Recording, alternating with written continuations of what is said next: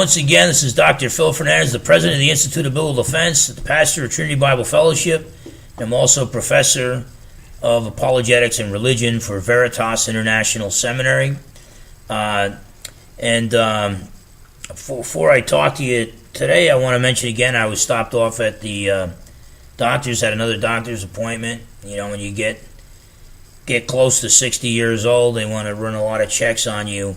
And my doctor had some bad news for me. He told me that they found some blood in my cholesterol. So that was really, really tough for me to take. But it's also a warning sign that I need to think about my eating habits and my workout routine.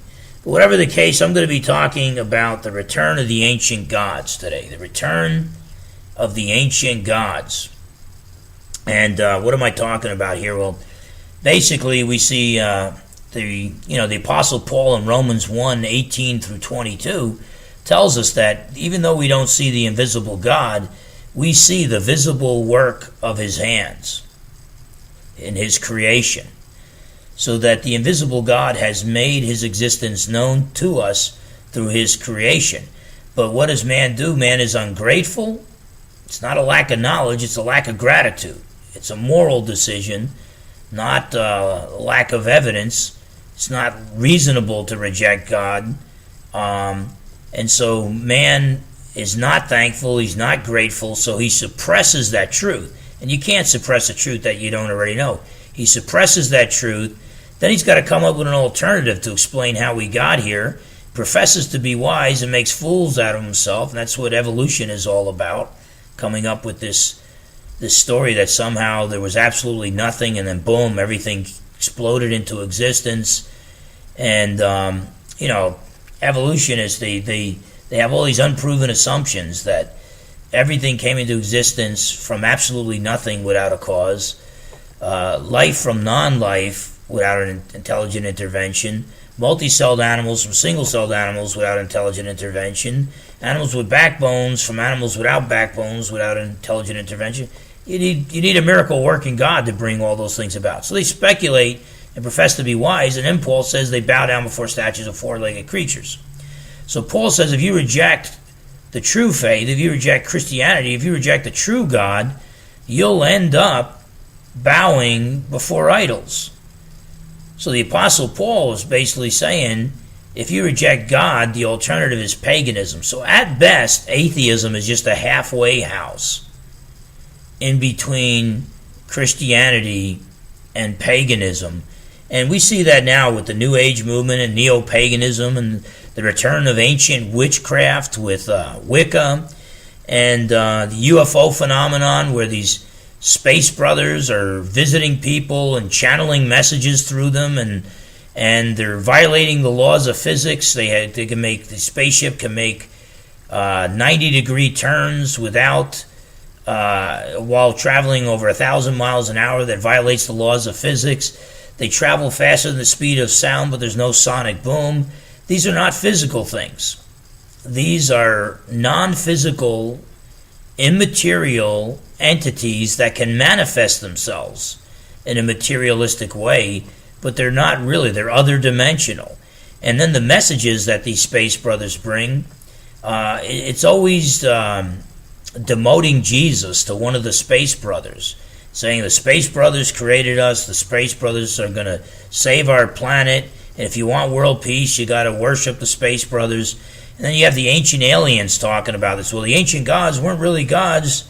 They were aliens from other planets, and now this is becoming a religion. The UFO movement is merging with the New Age movement.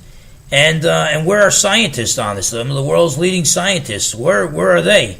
They're now telling us that the universe is so big that the chances are that there's life on other planets, and they come up with Drake's equation where they figure out how many planets would be habitable, planets that humans or some type of life could live on there, and they multiply it by 1 using the laws of probability, and they tell us how many planets there could be with life.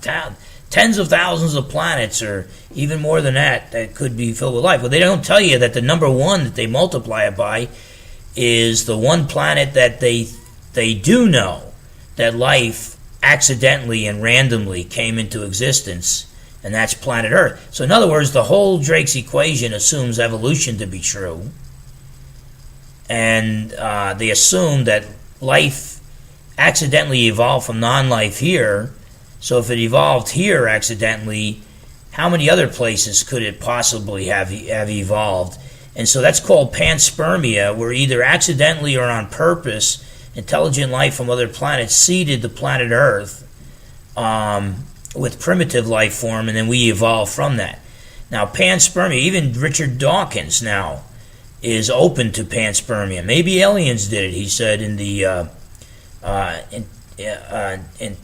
movie Expelled, the Expelled movie, when he was being interviewed by Ben Stein. But this idea of panspermia is basically scientists admitting. They don't really want to admit it, but really what it's saying is the intelligent design movement won. It's impossible for life to have evolved from non-living material on the planet Earth. And so what they're saying is, well, maybe it happened on other planets. And it's like, I used to say evolution needs God, but God doesn't need evolution. If God exists, he didn't have to use evolution. But in order to make evolution work, you need a miracle working God. It's the same with aliens. Aliens need God. If aliens exist, they didn't evolve. God created them. But once you acknowledge the existence of God, he didn't have to create aliens. He could have created a very big universe just to remind us that we have a very big God.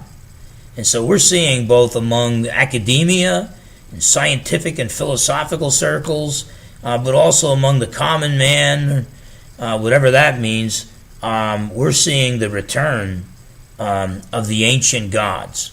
And so when we hear about paranormal events, paranormal things, like UFO sightings or Bigfoot sightings, because Bigfoot appear and disappear, some of the witnesses tell us. And the same sulfur smell that you get with Bigfoot sightings accompany demon possession cases and UFO alien abduction cases. And so whatever the case, we are seeing a return of ancient paganism, the return of the ancient gods. So we apologists need to not only refute atheists, but we also need, instead of laughing at the neo-pagans, we need to respond to them as well, because the ancient gods are making a comeback. And is the church in America going to be ready to combat these false ideas? I think we need to do our homework and take our job more seriously.